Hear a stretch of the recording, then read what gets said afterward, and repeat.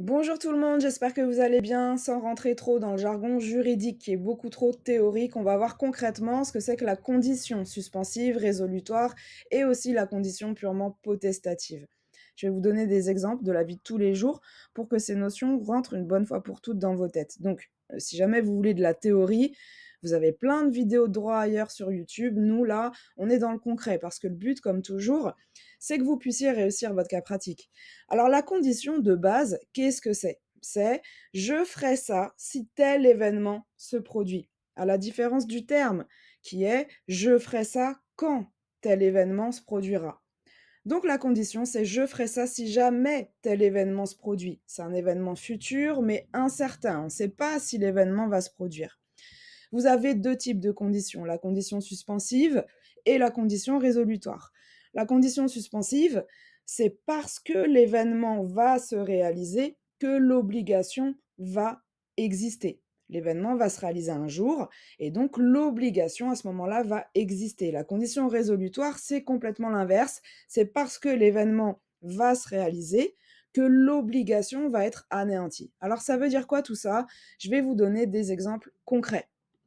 Premier exemple concret pour la condition suspensive. On l'a vu, c'est parce que l'événement va se réaliser que l'obligation va exister. Et donc, là, on peut dire qu'il y a condition suspensive. Là, imaginons l'événement, la condition, donc, c'est l'obtention d'un prêt. Vous et moi, on conclut un contrat de vente, vous voulez me vendre votre appartement. Ok, très bien.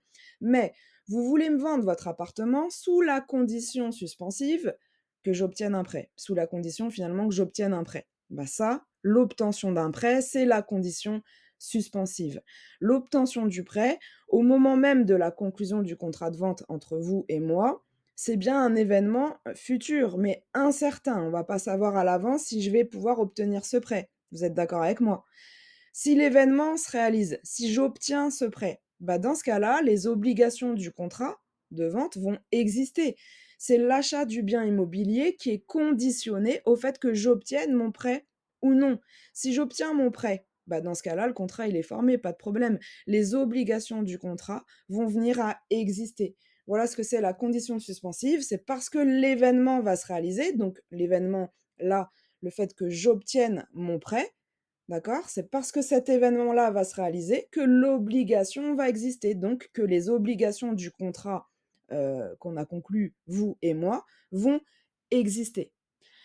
Ensuite, par rapport à la condition résolutoire, je vais vous donner 2 exemples, concrets et je le rappelle, hein, la condition résolutoire, c'est parce que l'événement va se réaliser que cette fois l'obligation va être anéantie.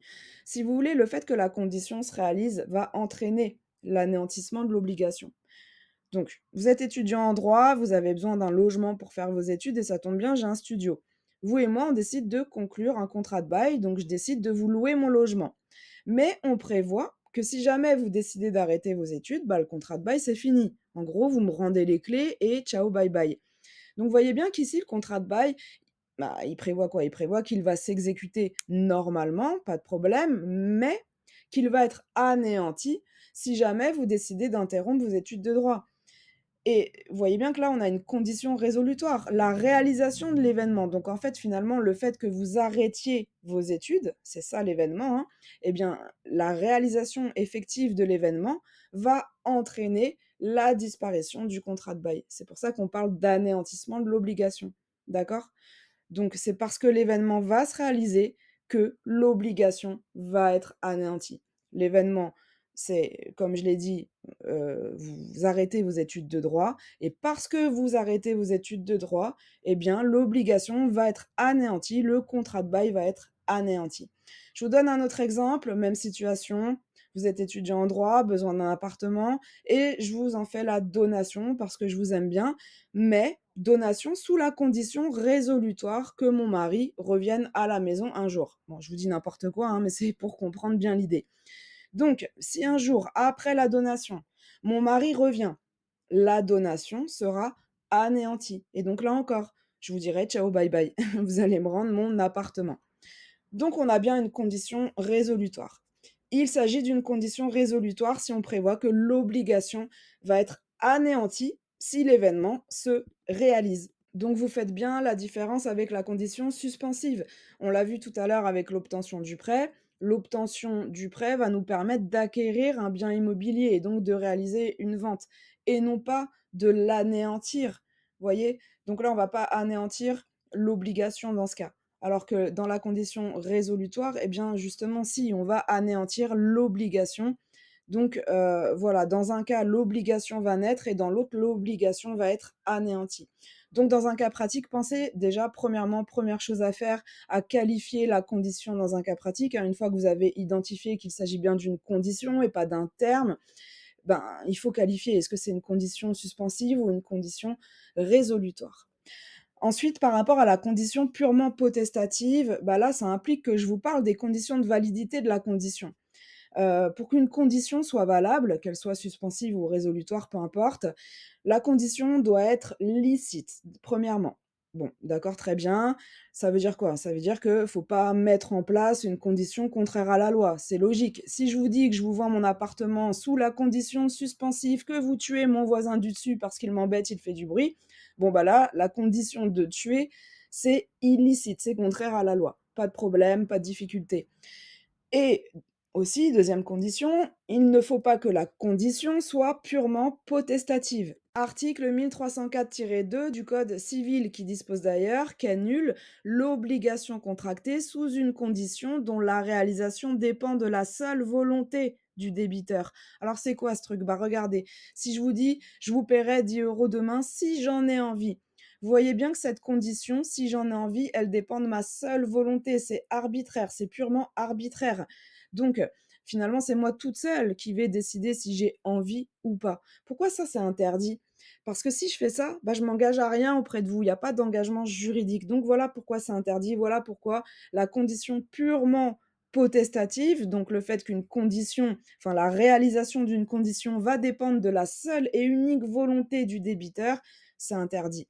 Et attention, le texte 1304-2 vise les conditions qui dépendent de la seule volonté du débiteur. Ça veut dire quoi? Ça veut dire qu'à contrario, si la condition dépend de la seule volonté du créancier, ça pose pas de problème. Ça veut dire qu'une condition purement potestative de la part du créancier, c'est OK. Je vous donne un exemple, l'exemple de tout à l'heure. Vous êtes étudiant en droit et on décide que le contrat de bail sera anéanti si jamais vous stoppez vos études. Bah, on peut se demander finalement si cette condition, elle n'est pas purement potestative, parce que poursuivre vos études, c'est vous et vous seul qui pouvez décider arbitrairement finalement de poursuivre vos études de droit. Donc la réalisation de l'événement dépend de votre volonté arbitraire, de votre seule volonté. Donc oui, a priori, on pourra avoir une condition purement potestative, sauf que pour qu'une condition soit purement potestative, pour qu'une condition purement potestative soit sanctionnée, il faut une condition qui dépende de la seule volonté du débiteur. Or là, vous êtes créancier. Car ce que dit la condition résolutoire, c'est que si jamais vous arrêtez vos études, ben moi je serai libérée de mon obligation de vous faire jouir paisiblement des lieux loués. Et donc finalement de vous le mettre à disposition. Donc vous êtes créancier de l'obligation et c'est moi qui suis débiteur débitrice, donc on a bien une condition, oui, purement potestative, mais une condition purement potestative de la part du créancier de l'obligation, donc ça pose pas de problème et ça remet pas en cause la validité de la condition. Alors maintenant, on va, faire un petit mot sur la condition accomplie ou défaillie. C'est quoi cette histoire? La condition accomplie, tout simplement, c'est lorsque la condition, elle s'est réalisée. Pas de problème, elle a bien eu lieu et il y a pas de difficulté. La condition défaillie, au contraire, c'est quand la condition ne s'est pas réalisée, quand l'événement ne s'est pas réalisé. Mais on va dire aussi que la condition, elle peut être réputée accomplie ou défaillie. Et ça veut dire quoi? Ben, c'est très simple. Je vais prendre, on va se mettre dans le cadre d'une condition suspensive. Je reprends l'exemple du prêt. Si jamais l'une des 2 parties fait exprès de faire en sorte que la condition suspensive, défaillit, eh bien, dans ce cas-là, on va pouvoir la sanctionner en faisant comme si l'événement s'était réalisé. Comme si la condition, finalement, elle était accomplie. Donc on dit qu'elle est réputée accomplie. Exemple, on conclut un contrat de vente sous la condition suspensive de l'obtention d'un prêt. Imaginez, moi, je dépose pas de demande de prêt finalement, parce que juste après la conclusion du contrat, je trouve un autre appartement, il est mieux, il est moins cher, bref, il a tout ce que je veux. Donc je me dis que le premier appartement pour lequel j'ai conclu le contrat de vente, j'en veux pas, j'en veux plus, ça m'intéresse pas. Donc je me dis: «Bah, comment je vais faire pour me débarrasser de ce premier appartement? J'ai conclu un contrat de vente sous la condition suspensive de l'obtention d'un prêt. Comment je fais pour m'en débarrasser?» Ben, c'est simple, il y a une condition suspensive qui est l'obtention d'un prêt. Donc si je dépose pas de demande de prêt, j'aurai jamais de prêt et donc je serai débarrassée du contrat. Puisque le fait d'obtenir l'appartement dépend de l'obtention du prêt ou non. Donc j'ai, qu'à rien faire finalement, j'aurai pas l'appartement. Si je fais ça, eh bien, le vendeur pourrait me sanctionner en demandant à ce que la condition soit réputée accomplie. Donc, on fasse finalement comme si j'avais obtenu le prêt. Le contrat de vente, il va venir exister. Je vais devenir propriétaire et il va falloir que je paye le prix de vente, même si moi, j'ai pas d'argent. Pourquoi? Parce que j'ai été déloyale. Et c'est ça la sanction pour celui qui avait intérêt à empêcher l'accomplissement de l'événement incertain en agissant donc à l'inverse de ce qui était attendu. Maintenant par rapport, à la condition défaillie, imaginons, je veux acheter un appartement, je conclus un contrat de prêt pour l'achat d'un appart, j'ai besoin d'argent et le lendemain de la conclusion du contrat de prêt, bim, je gagne au loto. Jackpot, euro million, c'est moi que vous avez vu sur BFM TV. Bref, bah, je vais me dire quoi? Je me dis que maintenant, bah, j'ai les moyens d'acheter clairement l'appartement pour moi toute seule, donc j'ai même plus besoin d'un prêt. Pourquoi je vais aller payer, des intérêts à la banque et donc utiliser le prêt et me mettre dans un bourbier? Ça sert absolument à rien vu que maintenant, ben, j'ai plein d'argent.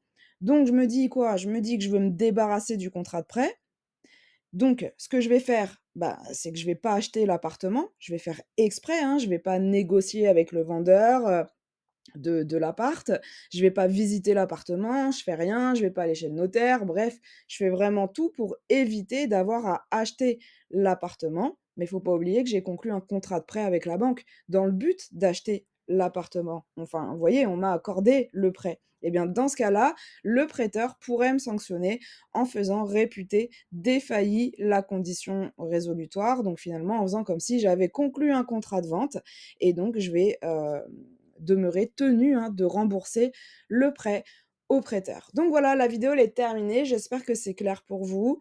Si vous avez des questions, des petits commentaires, n'oubliez pas de liker la vidéo, comme ça je peux continuer à vous offrir du contenu gratuit et des explications claires. Voilà, je vous souhaite une belle réussite et à bientôt.